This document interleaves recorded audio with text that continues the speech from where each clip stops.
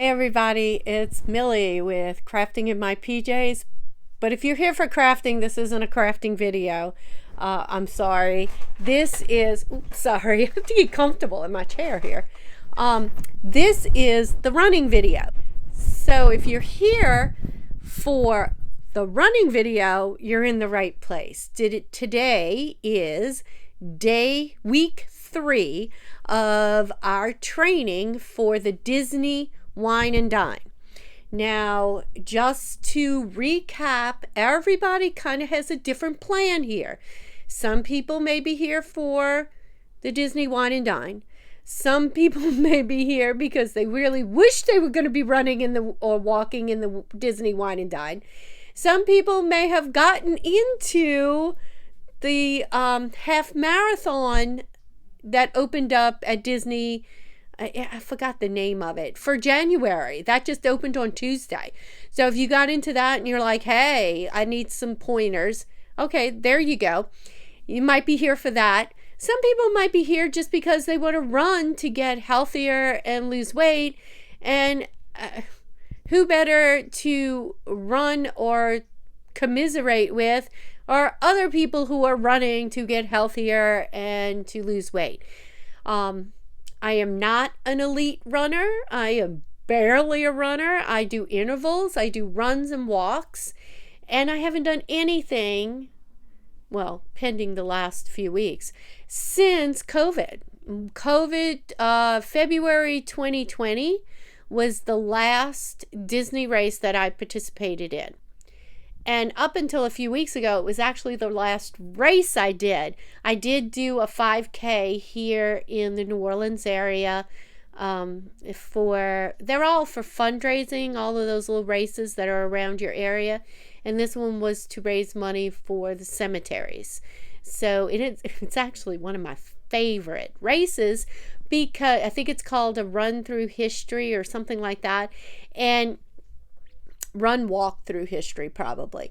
One of the Old Metairie Cemetery here, which is actually in New Orleans, but anyway, the Metairie Cemetery is built on an old racetrack. So the cemetery is like an oval, and so when you run through all of the tombs. And down in New Orleans are a lot of, not all the cemeteries, but a lot of, definitely the older cemeteries, the tombs are raised.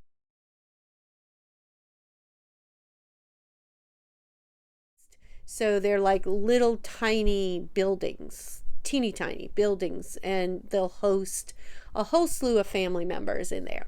So anyway, I did that because it is one of my favorite races, and I was just getting back into this, and I somehow made it.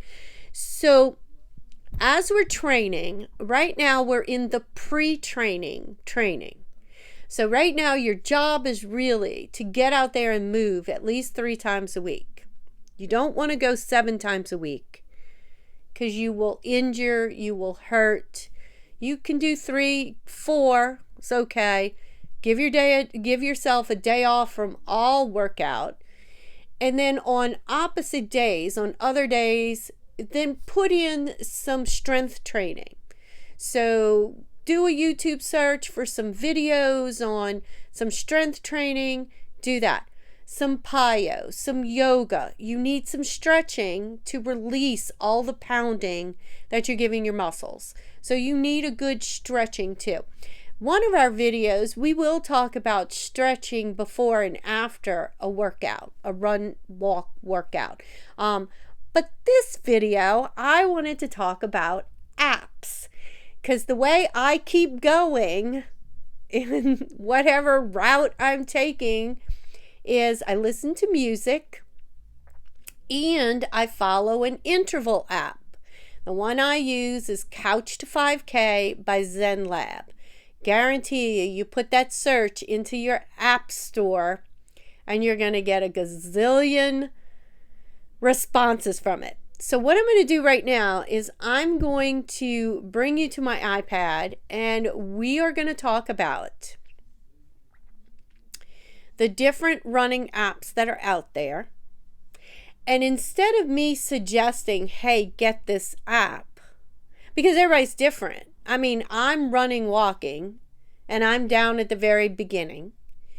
Some of you might be runners. So you might be running and you just need some beefing up and maybe getting some time reduced or something. So we're all in different places. So you have to take the advice I give you with that in mind. I am not an athlete by any way. I'm just a normal person who likes to run Disney races. So please understand that. Always make sure that you have checked with your doctor to make sure you are healthy enough to be out there running or walking. That kind of distance. Just make sure, because that's all very important. All right, so I want to show you some of the apps that I've downloaded on my iPad, which they're on my iPhone too. But I can record on my iPad and it's like the right mode.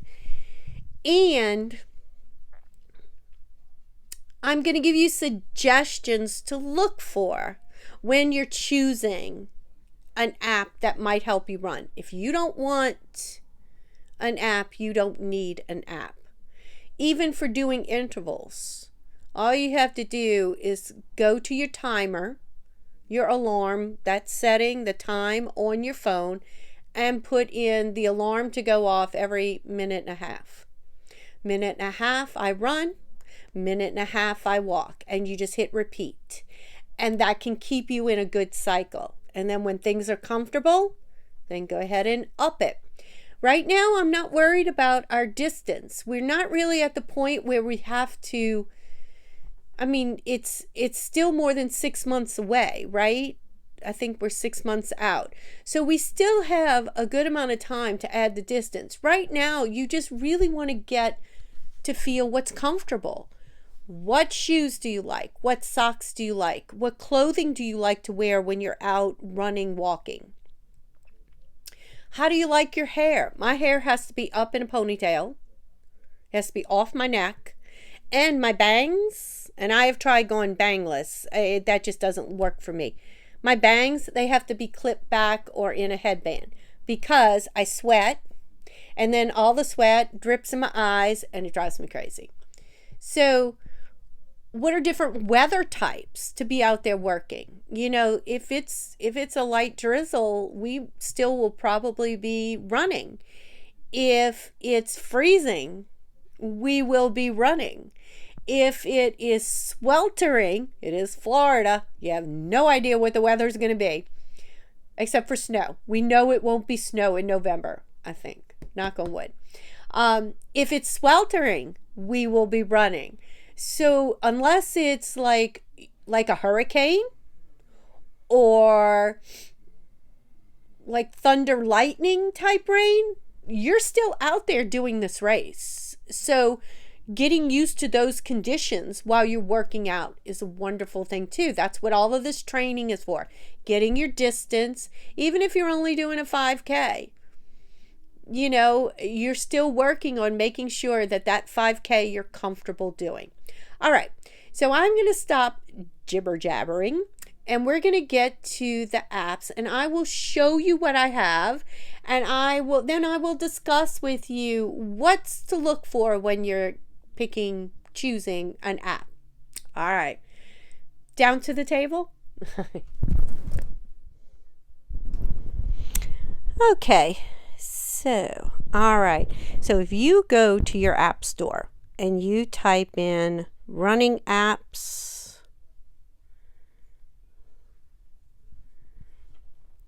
you will get a ton. And of course, most of them, not all, will have just the download, to get. And then they charge you once you're in the app. Then they charge you, or they talk about charging. So there's like in-app purchases, or you have to purchase something in order to go past a certain point. So that's just, I mean, And then if you want, you can put in interval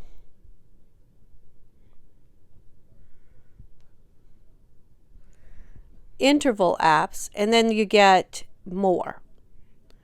Look, weight loss running, interval timer, running trainer. So running, walking, that's a nice one. All right, so lots of choices. So let me show you. All of mine are kind of grouped into a container that says running, a file that says running. Now, I started with Couch to 5K, which is also Couch to 10K, and then they have Couch to a half, and then a Couch to a whole marathon. Well, that might be the half right there. So those are all three together. When I first started with them, they were free, and of course, they were in-app purchases. Now, though, when I open them up, you can see it stops.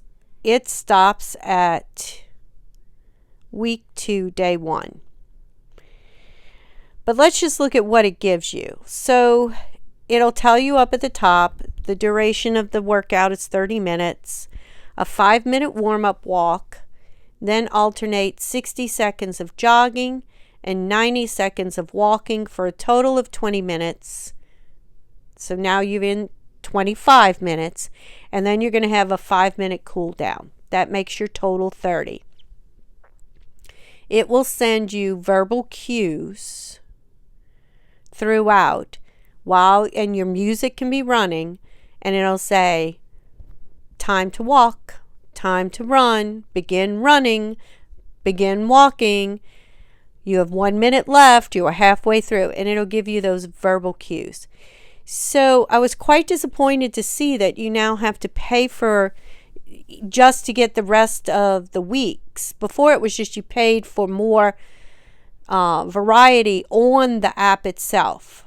So for some reason, maybe back in the day, I purchased this one, the Couch to 10K, because maybe Couch to 5K was free, but then if you wanted to upgrade to 10K, maybe. I really don't know. But all I know is I have all of the weeks.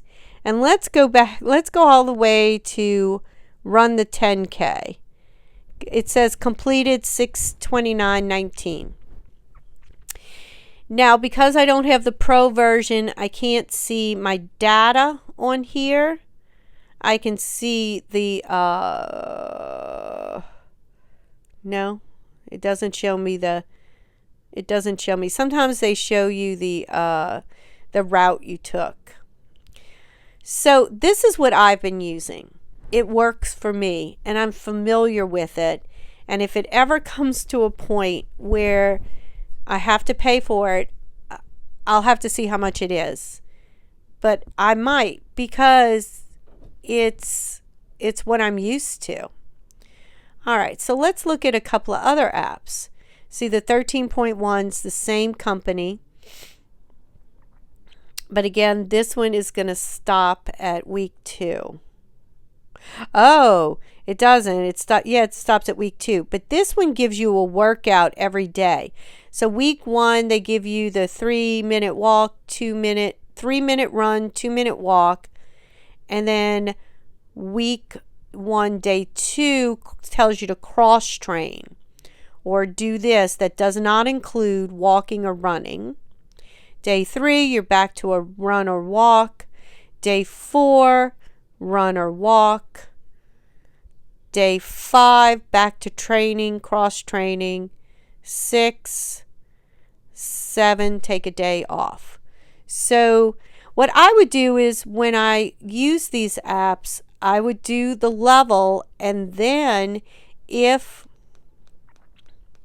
it got too hard, if I wasn't successful finishing it, then I repeated that level the next day. So here's another 5K runner. It does, again, the same thing. trial, and then lifetime access, $40. Though it lets you, I don't know if I'm technically in the trial or if the trial is, or if this is like a watered down version. I don't know. I didn't know. But I didn't want to get mixed into that. My friend uses Strava. She loves it. It really just gives you information and probably your map. This was April 11th. I did this one. You can see I'm a slow runner. So it just maps. It doesn't give you intervals. So if you really want, but I mean, my watch also maps out what I do too, my time and my distance. And so I don't want to have too many things running. It wears your battery down on your phone. Okay. And then Map My Run was another one I did use back in the day. So I'm not going to log in. And basically it did the same thing Strava does. And then this one, Nike Run Club, has been advertised, and I have not seen yet where they want you to pay for anything. I'm pretty sure there's there's a point to where they do. They have different, it says try a guided run. I don't know. I'm suspicious, but I don't know. So if you know anything about Nike, let me know what you found out about it. There is a club that's probably, no, I don't see. Maybe it is a totally free app. Don't know. All right. And then these were just other ones. But let me show you this one. Now this is an old app I just found out. It's 10 years old and it's called Zombies Run. I have been having so much fun with this. There is a paid version where you get more things, like more missions. But basically you're running away from zombies. So there's been an apocalypse. And as you run, you're picking up things. So it's like a game. So let's see if I can see. These are my missions. I'm on season 1. And my niece and I are having a ball texting each other. They didn't catch me yet. But let me just tell you, I have the catch part turned off. So let's see. So number 6 is my next one. And when you, unlock it on April 18th. Oh, this is new. Okay, so this is how they get you to pay for it. Either I've got to wait until April 18th in order to get mission 6, or I have to join the Able Runners Club. Ooh, well, I don't know. I mean, I'm having fun, but I don't know. I'll have to see how much it is. I don't know. So let me see if I can go back. This one's the one I just did. And if you see at the bottom, there's your GPS tracking. Your music will play. It's about 33 minutes. And chases are off, which I think means the zombies really won't catch me. But if you turn that on, then when they tell you, oh, you need to run, the zombies are after you for whatever reason, it's a story that plays, and it's pretty interesting. We're having a ball with it. When it tells you to run, if this is on, the chases, and you don't run, it's either 10% or 20% faster. It could also be walk. You could move. Any movement that's faster, then the zombies will catch you. If they catch you, you lose some of the supplies you've gained. And so many times of getting caught, and then I think you have to start everything over. Like I said, didn't really get there. So, all right. Now, let's see. Yep, that's it on that one. So one other thing. The zombie one also has a running mode, like to teach you how to run, how to get. So it's, let's see, 2, 3, 4, 5, 6, 7, 8 weeks of training, and you should be able to do a 5K. I might try this just to see because I'm enjoying the story. All right, so Run Disney partners with Jeff Galloway. So there are training plans on the website, and we're actually going to look at that either next week or the week after, and all sponsored by Jeff Galloway. But he also has an app, and so this is his app. He does promote a walk run type training. That's what he feels is the safest for a lot of people. So you can get on here and you can get meal plans. You can get meal plans. You can get the Wine and Dine. That's what I put as my my goal. Pick a program. So here are his different programs, and I have not used it. It looked good. I'm so used to the Zen Labs one, the Couch to 5K through there, that I hate to change. But I don't know. I might give him a shot too. All right. So was that helpful? I mean, I don't I can't be the one to pick something that you're comfortable with. My friend likes Strava, and then she uses her Fitbit to map out her miles. I think she uses Couch to 10K too. But if we're working out together, then only one of us runs the app. So think about this when you're choosing an app. What is the cost? And what is the ultimate cost? Like, they have different versions. So you might have a cost for the initial app, but then you might have a secondary cost or a monthly cost for a subscription. Do you want that? Look at the intervals. Is it something you're comfortable with? Are you comfortable using that interval system or the workout system? Because not everybody's going to work on intervals. Just because I do intervals doesn't mean everybody's going to do intervals, right? So are you comfortable with that? Is that okay? Can you run your music while you are running and you're working out? Because I like music. I count. That's how I get through things. So I count. If I know I have 30 more seconds of running, I'm going to be counting 29 Mississippi, 28 Mississippi, 27 Mississippi. That's my brain. I will be counting songs. It takes me about 4 songs right now, maybe a little bit more, to do a mile. So if I know I'm going to run a mile, I'm counting my songs. I'm using my rings to move along my fingers to count because I forget what number I'm on. And I don't always, because my fingers swell when I run, so I usually have on a rubber ring if I have a ring on at all. Let's see, what else? Does it give you the info you want? Does it give you how far you went? How fast you did it? Does it give you that? Is there a pause feature? Do you want a pause feature? Is there a skip ahead feature?